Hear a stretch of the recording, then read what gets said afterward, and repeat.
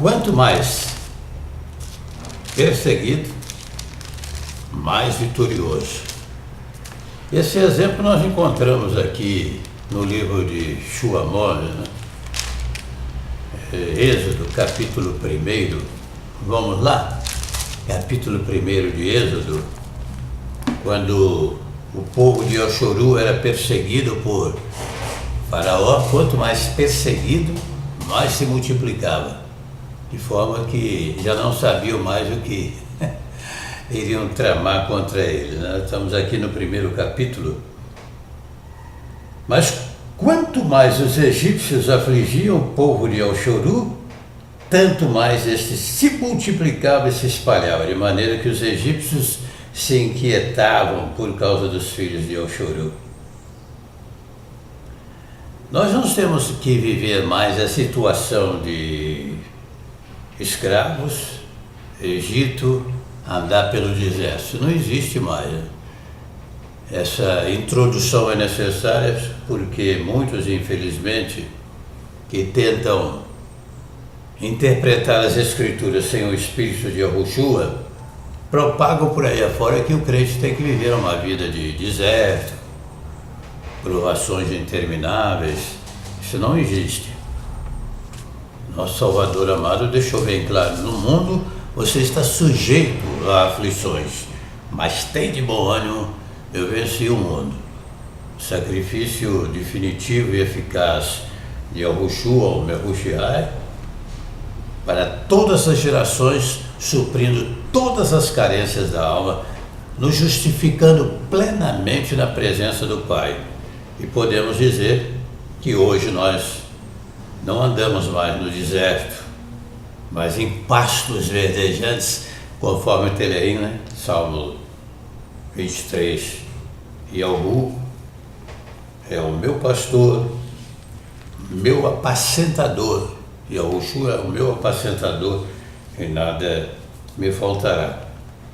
Mas essa situação vivida por Oxoru foi necessária para mostrar o poder de Yahu-Ulim contra aquele império egípcio que tentava escravizar e se julgava invencível, entre aspas, né? Porque na realidade tudo caiu por terra. Lá em Al-Hukaf também, em Tiago, nós aprendemos lições preciosas sobre as provações que nos aprovam. É isso mesmo? Está logo no 1º capítulo também, você pode associar 1 de Êxodo, Amós, com 1 de Tiago e Hukaf, para memorizar mais fácil. Bem-aventurado o homem que suporta a provação, porque depois de ter passado na prova, receberá a coroa da vida que Yahu-Ulim prometeu aos que o amam. No caso, Yahushua, né? Prometeu àqueles que o amam. Então, tudo aquilo que vem para tentar minar a sua fé acaba contribuindo para o seu crescimento espiritual. Porque quando você é provado, tentado, você se refugia automaticamente naquele que é o seu escudo e fortaleza, né? Yahu-Ulim é o meu escudo e fortaleza, socorro bem presente na tribulação. Pelo que não temeremos. Não é assim que fala o Salmo 46, Telerim 46? Pelo que não temeremos, ainda que a terra se transtorne, ainda que os montes se abalem no seio dos mares, ainda que as águas tumultuem, espumejem, fala que a barulhada toda, não devemos temer. Temos que confiar, a menos que a nossa compreensão, nosso conhecimento seja limitado. E, infelizmente, ouso dizer que o conhecimento de certas pessoas que se dizem crentes infelizmente, estão quase que nivelados com as tentações, os problemas. Então fica aquela disputa, né? Aquela queda de braço, para ver quem é mais forte. Não é nada disso. Ivrite 2,14, já falamos e voltamos a divulgar. E Satanás foi aniquilado. Ele expôs, Yahushua expôs, né? Yahushua expôs ao vitupério as obras das trevas, aniquilou Satanás, conforme Ivrite 2,14. Em Colossenses também, você pode ler em Colossenses, capítulo 2, vamos confirmar aqui. É 2, vamos ver se é capítulo 2 mesmo, para que não incorramos no erro de ter que depois fazer algumas ressalvas, né? Aqui, ó. Colossenses, o emissário Shaul escreveu 4 cartas quando estava no presídio, né? Preso. Quais foram essas 4 cartas? Efésios, Filipenses, Colossenses e Filemão. É isso mesmo? E tendo despojado os principados e as potestades, principados e potestades, poderes organizados das trevas, os expôs publicamente ao desprezo e deles triunfou no madeiro. Capítulo 2, é isso mesmo? Versículo 15, capítulo 2 de Colossenses, versículo 15. Então, tudo aquilo que vem para lhe assustar acaba servindo para o seu crescimento, para a sua aprovação. Quando somos provados, é a chance de sermos aprovados. Está lá em Yehukaf. É sempre bom ressaltar que o crente não vive debaixo de tentação e aflição. Yahushua deixou bem claro, no mundo você está sujeito às tentações. Pode vir, mas se vier, saiba de uma vez por todas que ele venceu e afirma, eu venci o mundo. Se ele venceu, nós temos a obrigação de vencermos também, você não acha? Se estamos perdendo a batalha é porque está faltando conhecimento, ou então ainda não estamos associados a ele, ligados a ele, a videira verdadeira. Porque se você é realmente filho de Yahulim, como é que você pode ser vencido por Satanás, que já foi aniquilado? Me responde essa pergunta. Mas as tentações são fortes. As tentações são fortes. Por isso que as Escrituras afirmam no Salmo 18: livrou-me de forte inimigo dos que me aborreciam, pois eram mais poderosos do que eu. Mas tem também algumas ressalvas, né? Cada um é tentado segundo a sua inclinação, não é mesmo? Então, nós temos essa vitória, essa garantia que nós temos, ela é invencível. A pessoa às vezes não está lidando com as coisas do Altíssimo com certo cuidado, não está vigiando, né? Tem gente que segue a Bíblia da seguinte maneira: orai e vigiai para que não entreis em tentação. Tá certo? Né? Orai e vigiai para que não entreis em tentação. Tá certo? É errado. Nenhuma Escritura fala dessa maneira. Primeiro, vigiai. Quer ver outra também que as pessoas se enganam muito? Sede simples como as pombas e prudentes como a serpente. Está correto? É errado. Sede prudentes como as serpentes e simples como as pombas. Não é mesmo? Então aqui em Tiago fala que cada um é tentado de acordo, olha só. Mas cada um é tentado quando atraído e engodado pela sua própria concupiscência. Depois, havendo a concupiscência recebido, dá à luz o pecado. Depois, havendo a concupiscência concebido, né? Vamos consertar aqui. Depois, havendo a concupiscência concebido, dá à luz o pecado. E o pecado sendo consumado, o quê? Gera a morte. Não vos enganeis, meus amados irmãos. Toda boa dádiva e todo dom perfeito é lá do alto, descendo do Pai das luzes, em quem não há mudança nem sombra de variação. Segundo a sua vontade, ele nos gerou pela palavra da verdade para que fôssemos como primícias das suas criaturas. Então, cada um é tentado segundo aquilo que ele é engodado pela sua própria concupiscência. Né? Temos desculpinha, dá uma de vítima, de está sendo tentado, passando por uma prova, mas nunca tem a coragem de dizer por que está passando por aquela prova. Não é mesmo? Os olhos, às vezes, né? São os olhos a lâmpada do corpo, né? Afirma a Escritura.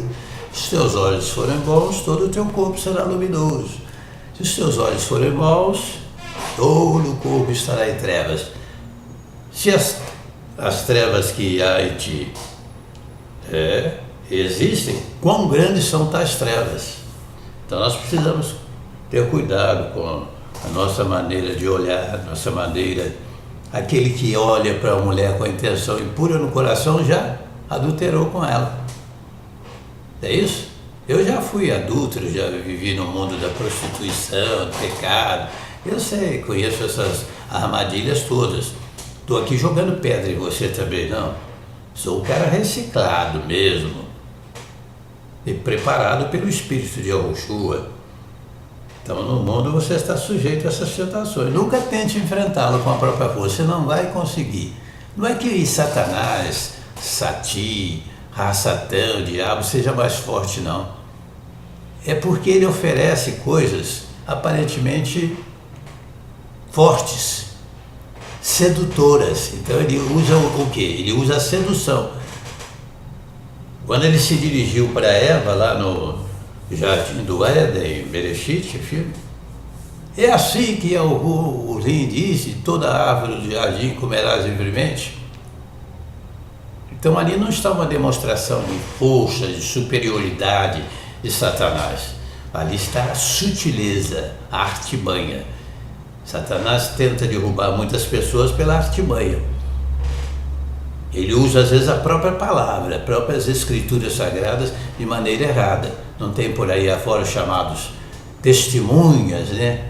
De Jeová, já começa errado, Jeová, não existe essa palavra, não existe esse nome, testemunho de Jeová, não é mesmo? Nós somos testemunhos de Yahushua, o verdadeiro nome, o verdadeiro Salvador. Então, ele usa as pessoas às vezes com a própria Bíblia, se utilizando da própria Bíblia, não creem. Eu perguntei para um chamado testemunha de Jeová, você pega a própria Bíblia deles, tem um versículo que eles se esqueceram de traduzir, porque aquilo nem é transliteração, você quer ver? Lá em 1 Yahu-Hanan, capítulo 5, versículo 20, está desse jeito assim na Bíblia deles, você quer ver? Também sabemos que o Filho, Rabô Javé, nos deu entendimento para conhecermos aquele que é verdadeiro. Estamos naquele que é verdadeiro, isto é, em seu Filho, o Rabô, Yahushua, o Mehushihaya. Este é o verdadeiro Yahu Uri, e a vida eterna. Está desse jeito lá na Bíblia. Lá eles usam a tradução para Deus, né, para Jesus e tal. Não é isso? Então, Satanás às vezes usa a própria Bíblia, as Escrituras. Quando ele se aproximou de Yahushua, citou lá o quê? Atira-te daqui abaixo, está escrito aos seus anjos, ó, conhecedor da Bíblia. Salmo 91. mas foi rechaçado, foi expulso e envergonhado com a própria Bíblia, com as Escrituras. Também está escrito: não tentarás Yahuwah, o teu Ul, né? O único verdadeiro. Então é maravilhoso nós aprendemos pela faculdade do Espírito. Estamos sempre dependendo do Espírito da verdade, o Consolador amado, que nos ensina todas as coisas, irmão, todas as coisas. Não é uma ou duas, não, todas as coisas, todas as nossas perguntas, questionamentos, dúvidas. Converse com o Pai. Se você não tem o Espírito de Yahushua, você não pertence a Ele ainda. Primeiro precisa pertencer a Ele, Romanos 8 e 9. Como é que você vai ouvir a voz dele se você não pertence a Ele? Invoque-o em Espírito e verdade. Pedi e se-vos-á. Pedi o Espírito da verdade. Pedi o batismo com o Espírito Santo. Os dons espirituais. Tudo isso é para os nossos dias. Perfeitamente aceito dentro das Escrituras Sagradas e não mudou de época, não. Yahushua é o mesmo ontem, hoje e eternamente. Ivrite, né? Ivrite, que é adulterado para Hebreus. Yahushua the same yesterday and today and forever. Ele nunca mudou, ele é o mesmo ontem, hoje e será por toda a eternidade. Então, quando provados, é para sermos aprovados. Perseguidos, aí que nós vamos crescer mais ainda. Mas não fica nessa achando que você tem que ser perseguido todo dia, tentado, provado, não. Por vários motivos. Primeiro, porque Yahushua já venceu por nós. Segundo, aquele tipo de tentação, problema que você está enfrentando, às vezes é pela sua própria desobediência. E depois, dá uma de vítima aí, não. Reconcilia, peça perdão, guarda os seus olhos, medita nas Escrituras Sagradas. Tem lido as Escrituras, tem meditado, examinar as Escrituras, porque julgar externar. Agora me falaram que a Bíblia está adulterada. Vai nessa conversa de Satanás que enfraquece a sua fé. Você vai transliterar, corrigir o que está errado, não é cerceando toda a Escritura, as Escrituras Sagradas, não. Se você quiser, nós temos publicado também, dentre os mais de 30 blogs, as Escrituras Falam. Está em primeiro lugar no Google aí, acessa através do Google, que você já vai, funciona mesmo. Então, coloca lá, as Escrituras Falam. Você vai imediatamente entrar nesse blog com todos os livros escriturais atualizados. No final de cada livro, nós mantivemos os nomes com o ditongo ao por uma questão de respeito, de reverência, mas a prática correta que nós usamos, não usamos a linguagem com o ditongo ao, mesmo porque ficaria contraditório diante do próprio tetragrama sagrado, né? Tetragrama sagrado são 4 consoantes, se não 5.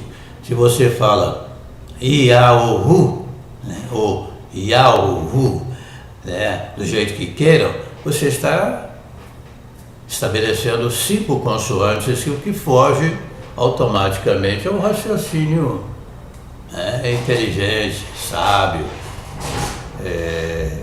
perpicaz e arguto.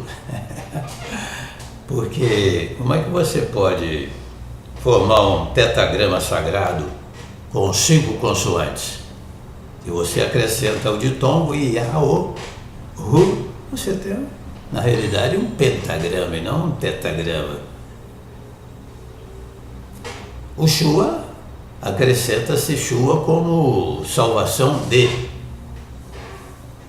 Aqueles que praticam o nome Yeshua HaMashiach, por uma questão mais assim, de orgulho próprio, não querem mudar, mas sabem que estão errados. Porque na realidade você não pode abreviar o nome do Pai. É uma falta de respeito também, de reverência, chamar o Pai de Iá. Iá é a abreviatura de quê? Iê, abreviatura de quem? De quem? Então nós temos que ter cuidado com esses pontos importantes quando somos tentados, até mesmo através dessas transliterações que proliferam aí pela internet, saiba que isso tudo é para o seu aperfeiçoamento. Quando somos tentados, é para sermos aprovados. Quando vier uma dúvida, inclusive, em relação aos nomes verdadeiros, aos nomes escriturais, dependa do Espírito Santo que nos ensinará todas as coisas. Ele fala, irmãos, ele fala.